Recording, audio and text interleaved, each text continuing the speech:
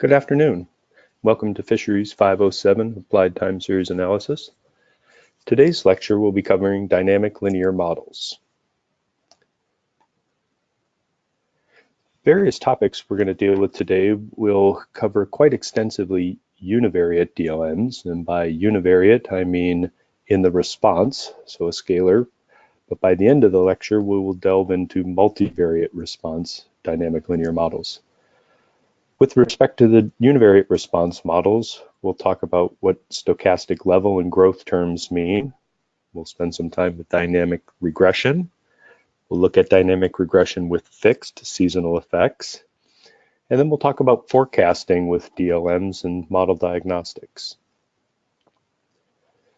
To begin with, let's once again consider our old friend, the linear regression model. In this model, we index both the data, y, and the x, the independent variable, with the subscript I. And in this model, the index I has no explicit meaning, and that shuffling our yx pairs, sort of rows of a data frame, would have absolutely no influence on the parameters we would estimate, the alpha, the beta, and the sigma squared. We can write this linear regression model in matrix form. So we pull the implicit 1 and the x out of here, and then we have a vector with our alpha and our beta. And if we can define that in matrix form, where x t transpose now is 1 and the x, and the theta is a column vector with alpha and beta. In a dynamic linear model, the regression parameters are going to change over time. So we write our static model, y sub I, with x sub I and e sub I, as a dynamic form, so that we're replacing those i's with t's. There are two important points about this. First, the t subscripts is explicitly acknowledging that we think there's some implicit information in the time ordering of the data in y. So presumably there's some autocorrelation aspect here that's of interest to us. The second is that the relationship between y and x is unique for every time period t, so that the vector of regression parameters has the t subscript here, indicating that those are going to change every time, hence the dynamic aspect of the model. Well, if we think about this for a minute and dwell on what it means for parameter estimation, we'll come to an immediate problem, and that is we only have one data point per time step, that is y sub t is a scalar here, which means we could only estimate one parameter and we could do so with no uncertainty. That does not make a very ideal model in and of itself, so we're going to need to do something about that. To address this issue, we're going to constrain the regression parameters to be dependent from time t to t plus 1. So this equation should look fairly familiar to people now. So our vector of regression coefficients at time t is going to be some function of those last time step plus some process variance, or process error rather. In practice, we often make g sub t time invariant, so we just write g here. And most commonly, we'll actually assume that g is an m by m identity matrix, which we denote I sub m. So that in this case, the parameters in theta sub t are just going to follow a random walk. So the parameters today are a function of the parameters yesterday plus some process error. So putting these two together, our observation model now relates the covariates to the data. So our covariates in x are related to y by this map theta. And that state model here is going to determine how our parameters evolve over time. We can write that DLM in our much more familiar Mars notation by substituting the following. We substitute z for x, we substitute x for theta, we substitute b for g, and v for E. So here's our familiar state space form that we use in Mars notation, and here's the typical DLM form. One of the things I think is really important to pay attention to with respect to DLMs is that they're including a covariate effect in the observation equation first. And secondly, they're doing that in a much different manner than other forms of Marsh models. So in our DLM, the Z is actually a time-varying matrix, so it's an array, and X are going to be the parameters. And in other models we've looked at, the Z would be some mapping between some unobserved states and the observation, and then the D's would be the effects of the covariates in this vector D sub D. So important to pay attention to the difference here. So in lab, when we fit these models using the Marsh package, the parameters that we're looking at aren't going to be reported in the default output. They're actually going to be in the estimates of the states themselves. The regression model of a dynamic linear form is just one type. There are lots of others that are used quite extensively, which include a stochastic level or a stochastic intercept. There could be stochastic growth, which we could think of as a trend or a bias, and we could have stochastic or fixed seasonal effects, and those could be in some sort of fixed form or a harmonic form. The most simple dynamic linear model is what's known as a stochastic level. So in this case, the observation is a function of some intercept plus an observation error, and that intercept itself is just a random walk.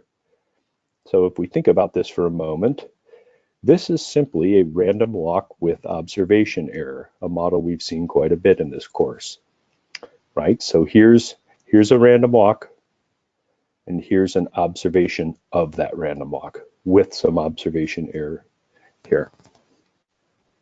So as an example of a stochastic level model, which are used quite extensively in ecology and elsewhere, here's a time series of the flow of the River Nile in Egypt over time.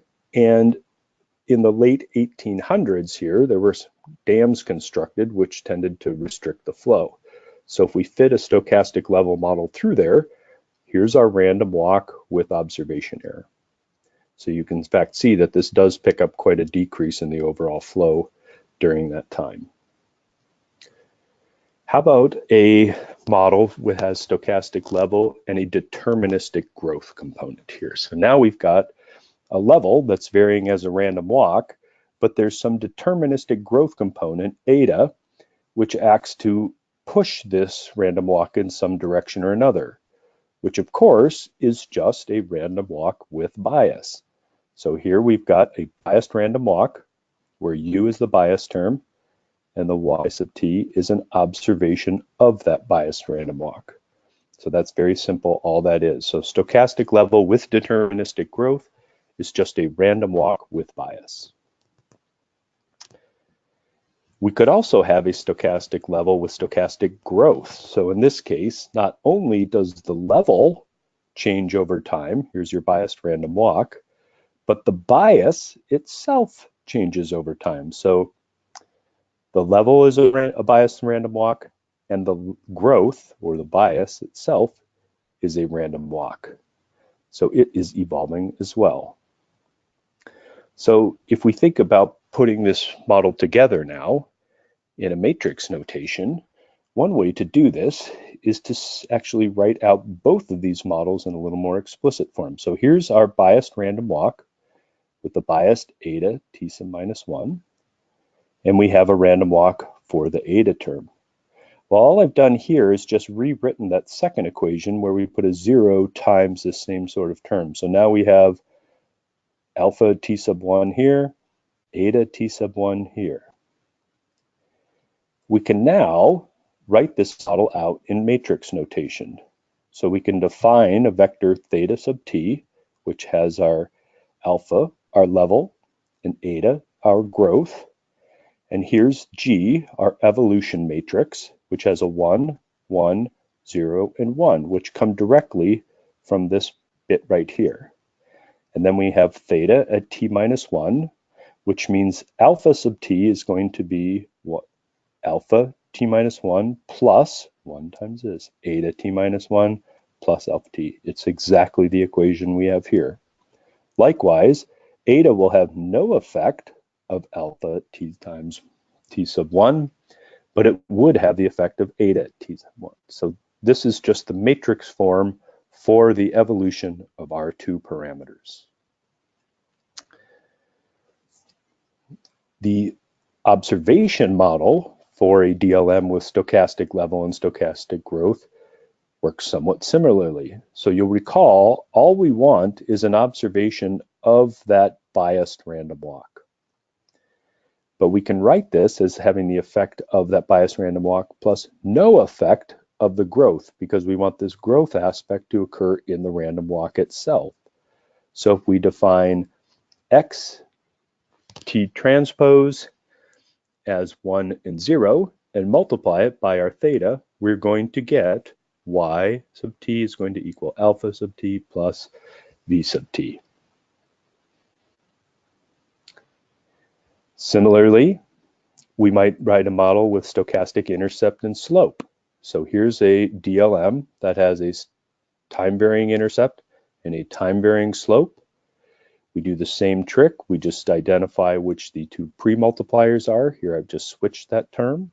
You pull the 1 and the x down into the vector xt transpose and put the alpha and beta in the vector theta sub t. The parameter evolution is going to follow a random walk in almost all cases, so we just write our two random walks out and formulate those as a matrix equation. So we have a vector theta sub t is a function of theta sub t minus 1 plus some process error.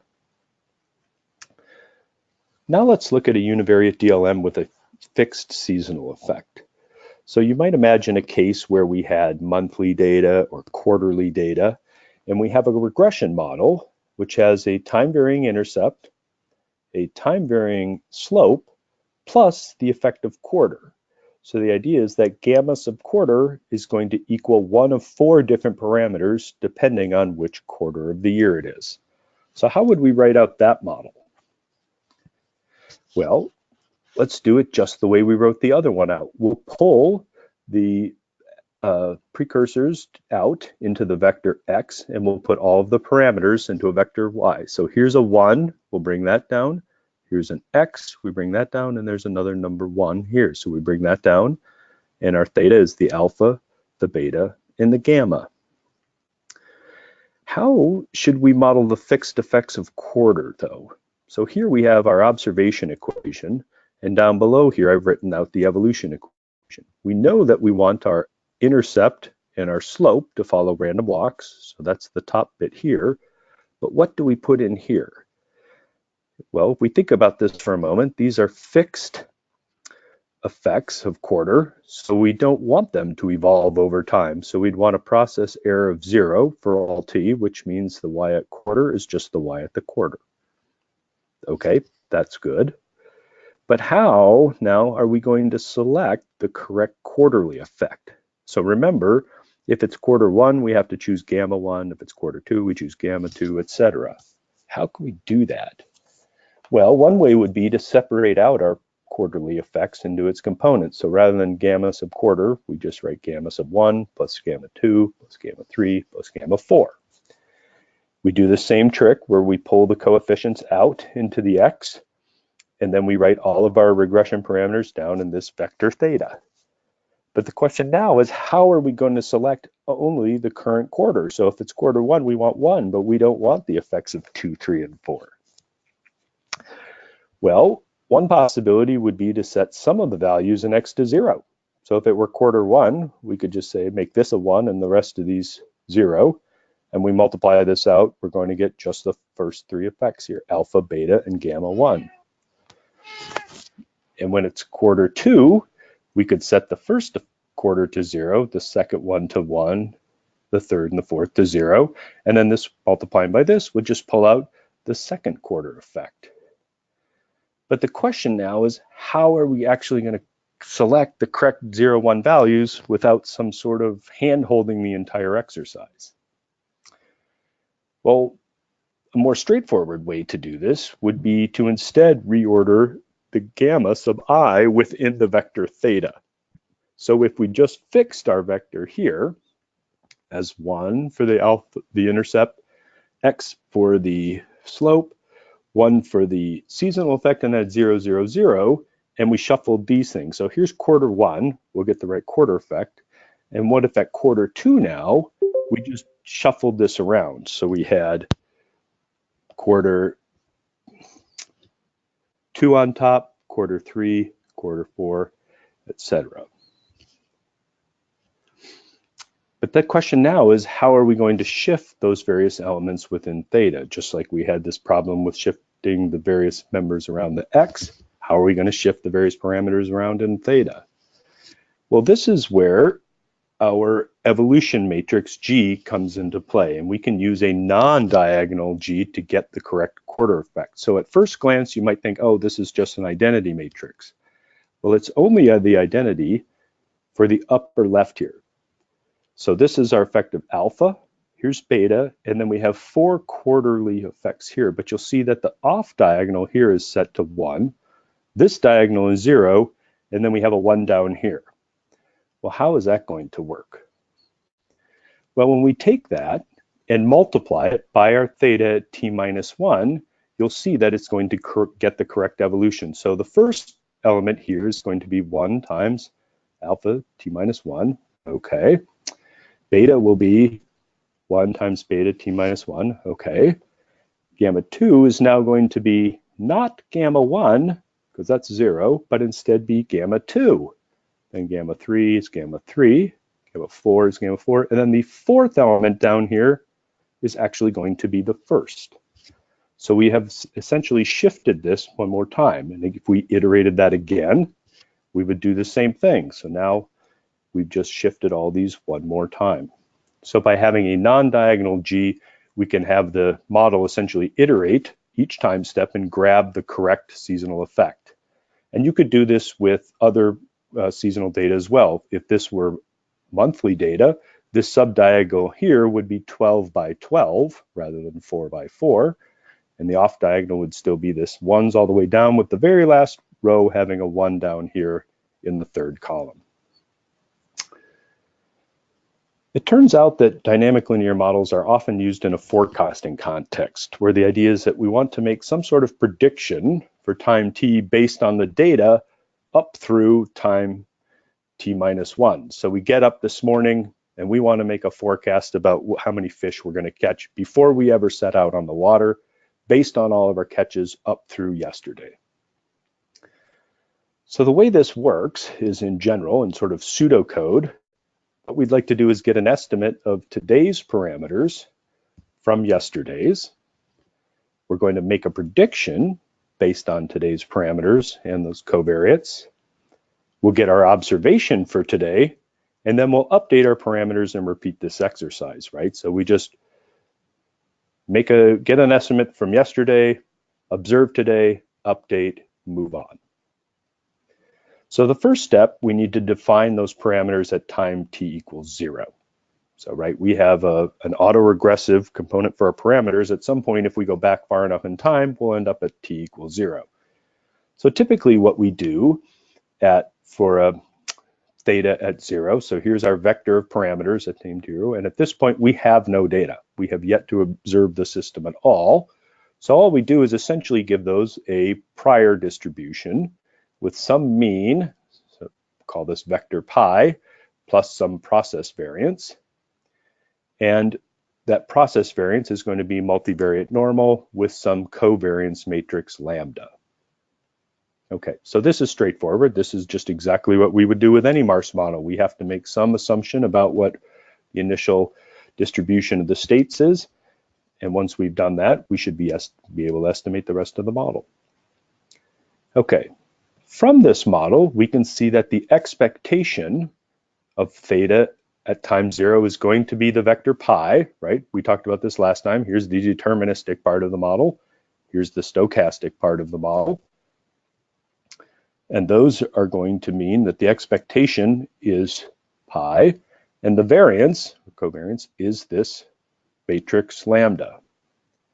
So we can rewrite this model saying the predictive distribution of theta times 0 given no data is just going to be a multivariate normal with some prior probability or prior vector theta and a variance covariance matrix lambda. Okay, so that's our first step. We've defined the initial parameters step. The next thing we need to do is now define our parameters at the next time step. So you may recall that we've got an autoregressive process. So the parameters today, given again the data through yesterday, are going to be a function of the parameters at time 0 with an evolution matrix G. Often this would be identity, plus some process errors W, where again, these are going to be multivariate normal distributed. And here we've changed the variance Q. It's possible that this variance could be the same, but for general purposes, we're going to keep this separately defined. Okay, so this is our familiar random walk for the parameter values, which means the expectation of theta sub 1 is going to be G times theta sub 0. That's this bit of the equation here. Or we could think of that as G times pi, because the expectation of theta sub 0 was just G sub pi, or G times pi, sorry. The variance is a little more tricky now because we've got this multiplier G to contend with. So the variance of theta sub 1 is going to be that matrix times the variance of theta sub 0 times that matrix transposed plus the variance in the W's, which is Q. So this is a standard equation. If this were a scalar, these would just be G squared times the variance, and we wouldn't have to worry with this funny matrix multiplication. Here it's matrix form, so we do. We could simplify that down to G times lambda G transpose plus Q, because the variance of theta is just lambda, which we defined prior. That means we now have a predictive distribution for the parameters today, given the data through yesterday are such. There will be multivariate normal. The mean, or the expectation, is going to be G times our initial vector pi with variance covariance equal to G times lambda G transpose plus Q. So the idea is that if you're thinking about this, each time step we're going to inflate the variance here a little bit, which makes sense because we're moving forward in time without in the information to update that. So in fact, we should be more uncertain about things we have yet to observe. Okay, we have our parameters at time 0. We have now a way to define them at t equals 1. How about a forecast? Well, here's where we need our observation equation. So at t equals 1, the data today, our forecast of the data through today, given the data through yesterday, is going to be our covariates times the parameters plus some observation error.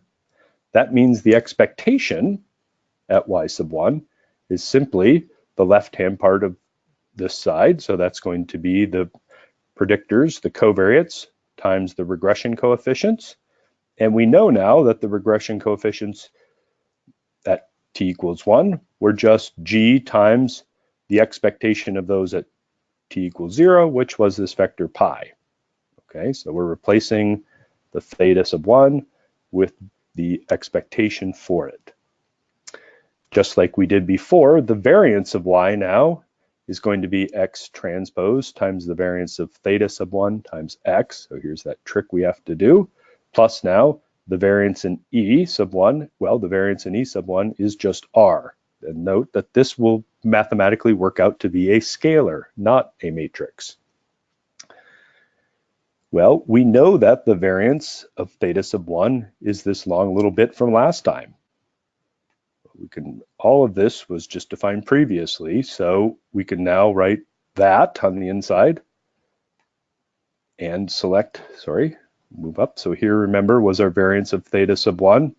So we stick that in right here, pre and post multiply by x and its transpose, and add r. So now we finally have a predictive distribution for today's forecast of catch based on yesterday's catch is going to be our covariates times the evolved parameters plus some observation error, which is going to be a function of yesterday's covariates and the covariates before that.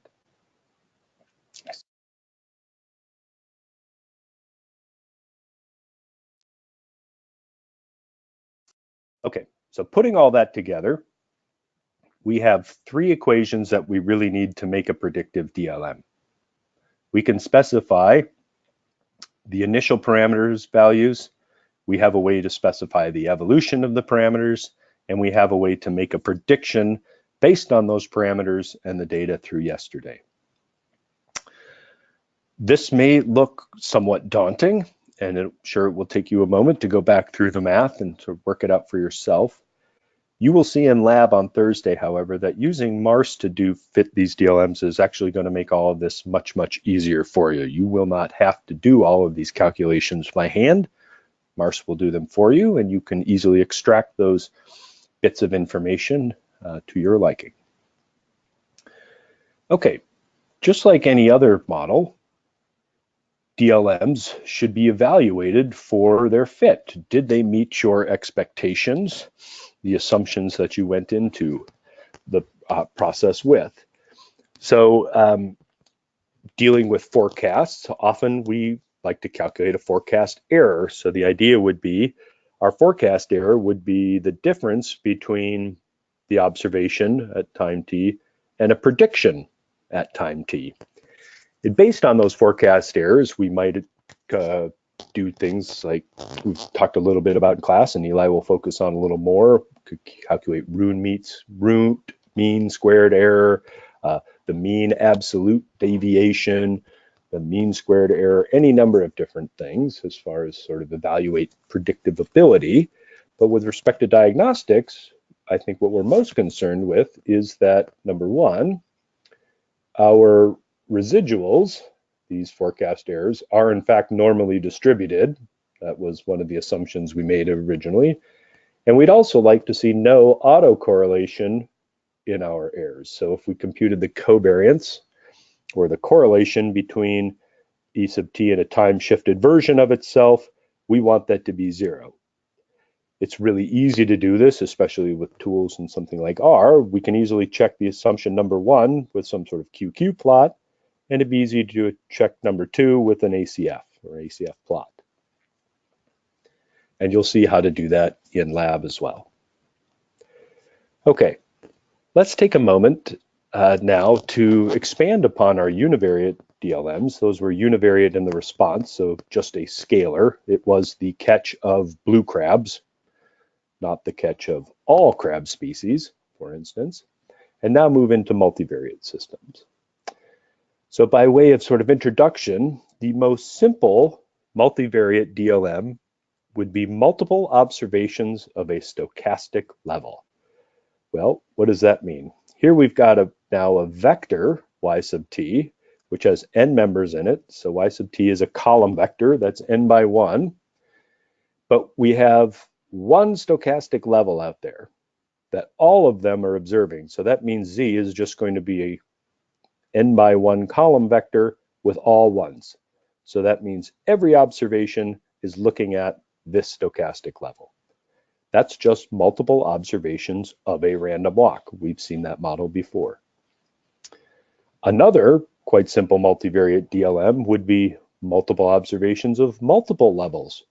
So here's our observation equation, was just as it was before. Y sub t is this vector of n different observations at time t, but now we have the same number of random walks each one is observing. So in that case, Z is going to be an identity matrix of dimension n, which is of course just a matrix with all zeros except ones down the diagonal. So these are two very simple multivariate DLMs, which we've actually looked at in class already, just called them by different names. Let's think about our regression model and think about this in a multivariate context. So now we're trying to predict not just one response, but multiple responses at time t from a collection of covariates. So in that case, our univariate model which we would write as the scalar y sub t equal a matrix, or I'm sorry, a vector of covariates at time t times a vector of parameters at time t plus some observation error. We're going to replace now the response with a vector y sub t. And instead of just a vector x sub t, we have now this x sub t with the Kronecker product or outer product of an identity matrix times this plus a vector of observation errors with a variance covariance matrix R. Well, what is this little bit in here? For those of you who are not immediately familiar with Kronecker products, it's informative to take a moment to explore what those really mean. Well, the way a Kronecker product works is if we have two matrices, A and B, and A is M by N, and B is P by Q, then the Kronecker product of A by B is going to be an MP times NQ matrix. So what does that look like? Well, the idea is that we are going to multiply every element of A times the matrix B and make a enormous matrix over here. So the idea is that you could think of taking all the different elements of A, so from row 1, the first row, all the way up to the last column, and here's the first row all the way down to the last row, out to the last column, and multiplying each one of those times the matrix B. So here's an example. So here's A, so it's 1, 2, 3, and 4, and B is just twice A, it's 2, 4, 6, 8. So the Kronecker product of A by B is going to be the different elements of A, 1, 2, 3, and 4, each times the matrix B. Here's B, B, B, and B. So we just multiply those all out, and you end up with a 4 by 4 matrix. So remember, this was 2 by 2, and this was 2 by 2. So in the end, we should have a 4 by 4 matrix. So that's all the Kronecker product does, is allow us to quickly sort of fill out a matrix based on two other matrices. I should also say, by quick note, the A and B do not have to be square matrices. In fact, they could be a row vector. If this were just 1 and 2, and this were B were the same, then we'd end up with a thing that was essentially 2 by 4.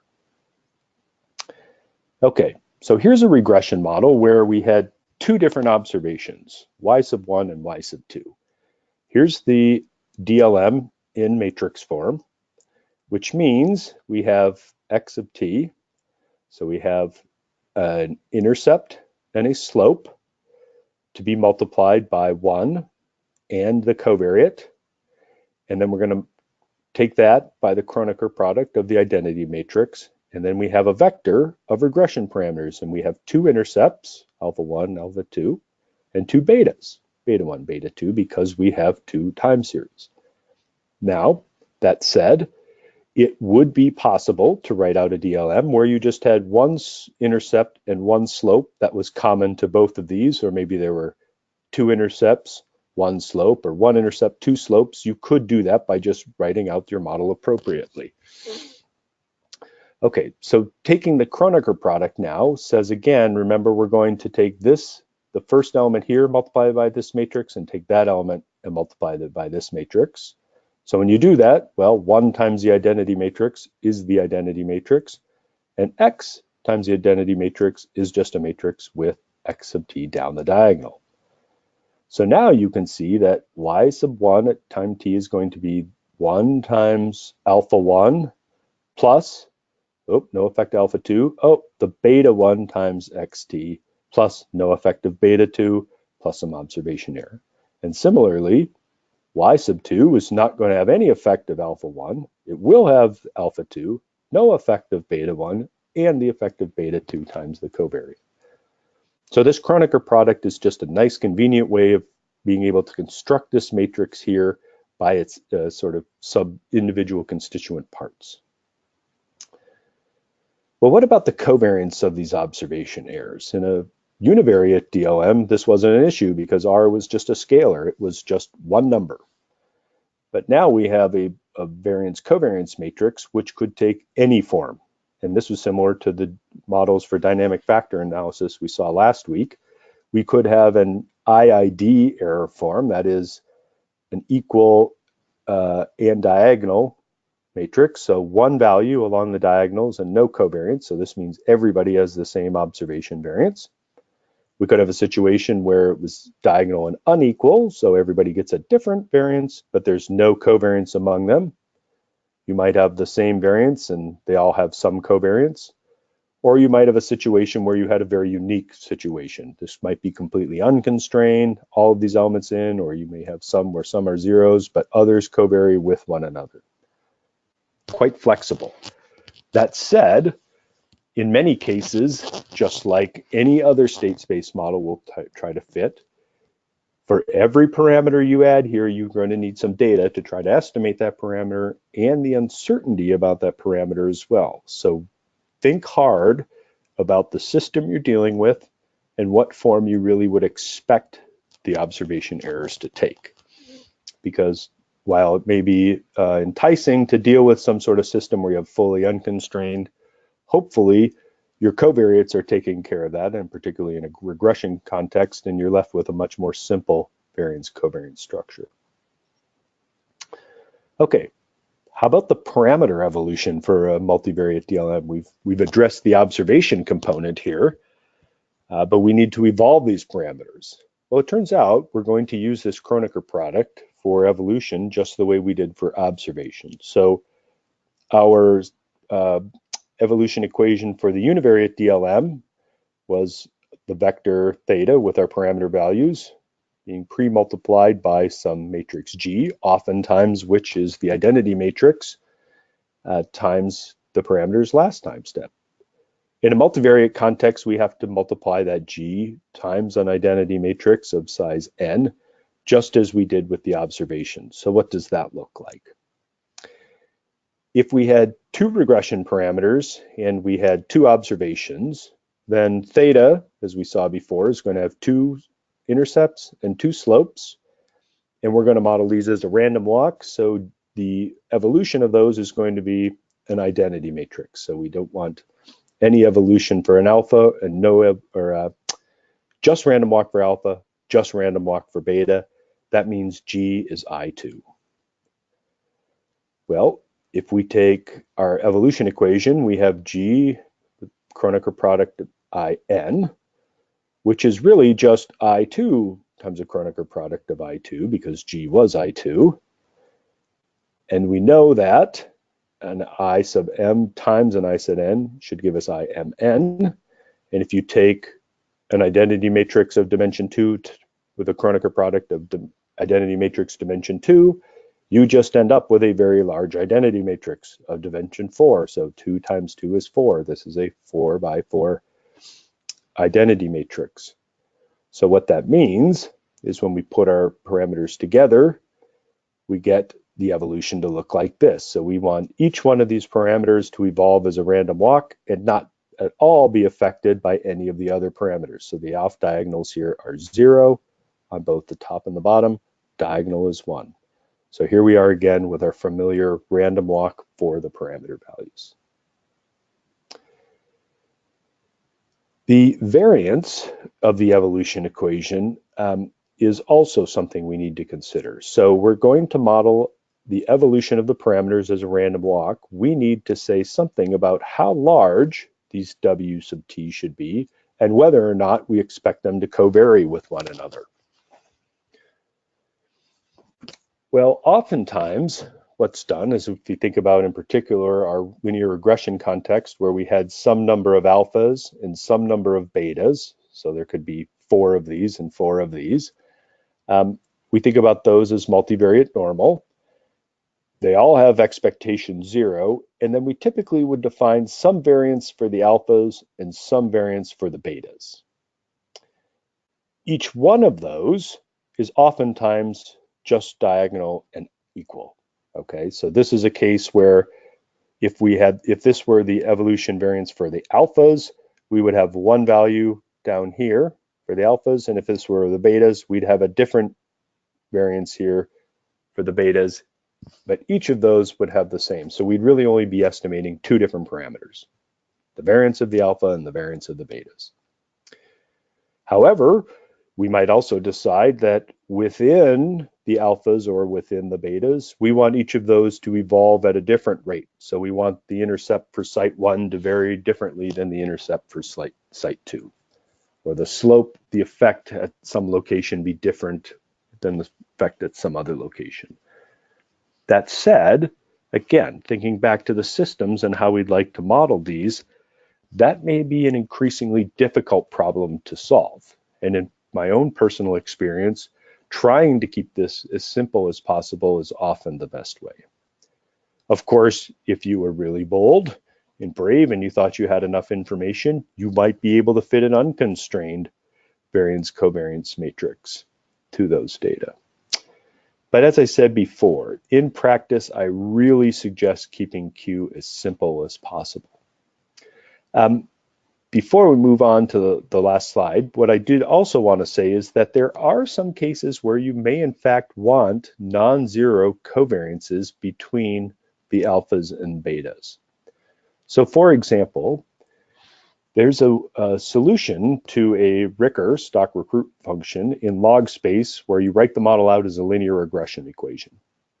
So the slope at the origin is the intercept, and the slope of the equation becomes your density dependent effect in the Kronecker model. And it's really easy to do because you can even use LM if you want.